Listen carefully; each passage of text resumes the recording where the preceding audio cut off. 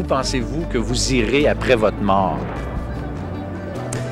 Bien, c'est sûr que ayant été élevé dans la religion catholique, moi, dans ma tête, normalement, c'est au ciel.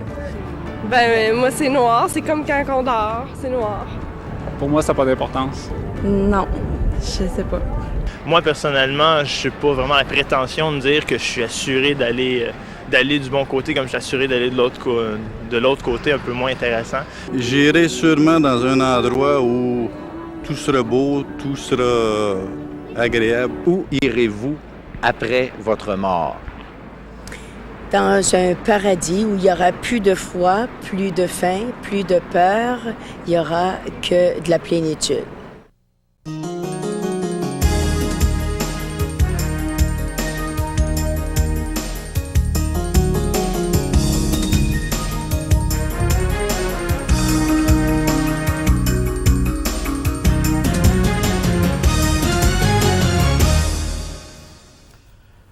Bonjour à tous et bienvenue à l'émission L'heure de la bonne nouvelle. C'est déjà la dernière émission de cette présente série ayant pour thème « Si tu connaissais le don de Dieu ».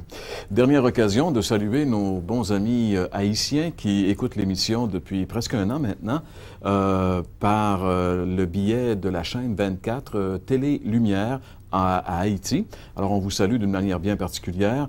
On veut aussi saluer, bien sûr, tous nos auditeurs québécois qui, à travers le réseau 4 saisons, ont pu suivre cette série de télévision. Les amis du Nouveau-Brunswick également, de qui nous recevons régulièrement du courrier. Alors, n'hésitez pas à nous écrire. On vous salue particulièrement, ainsi que les Franco-Ontariens qui nous écoutent aussi. Salutations à tous ces gens et demeurez avec nous. C'est la dernière émission. Puis aujourd'hui, dans le cadre de cette série qui avait pour thème « Si tu connaissais le don de Dieu », eh bien, nous allons parler du ciel. Dieu nous offre le ciel. Dieu promet à celui qui se confie en lui, celui qui se confie en son Fils Jésus-Christ pour son salut, eh bien, il lui promet la plus belle de toutes les promesses, finalement, le ciel, le paradis, la présence même de Dieu pour toute l'éternité, partager la gloire de Dieu pendant toute l'éternité. C'est ça le ciel, et c'est une promesse de Dieu. Et c'est de ça que nous allons parler aujourd'hui. Je vais vous montrer, à l'aide de la parole de Dieu, à l'aide de la Bible, que c'est vraiment ce que Dieu nous propose. Comme artiste invité, on aura le plaisir d'accueillir Nicole Stratford, qui sera avec nous aujourd'hui. On vous parlera également des déjeuners de l'espoir et nous vous dirons aussi comment faire pour savoir où il y a un déjeuner dans votre région. Et j'aimerais aussi qu'on revienne un petit peu sur notre Vox Pop. François, les opinions sont un peu partagées, mais je pense que majoritairement, les gens ne savent pas vraiment ce qui va se produire. C'est un peu tragique, par exemple, hein, parce que finalement, la mort, c'est le lot de tous. Ça peut arriver n'importe quand. Et puis, on sait, la majorité des gens s'en vont dans cette vie sans savoir où ils vont aller après. C'est clair que c'est la question la plus importante. Puis je trouve ça terrible de penser que on prépare plein de choses. On fait des voyages organisés. On se prépare comme d'une façon incroyable, finalement, pour notre retraite. On se prépare pour faire un voyage.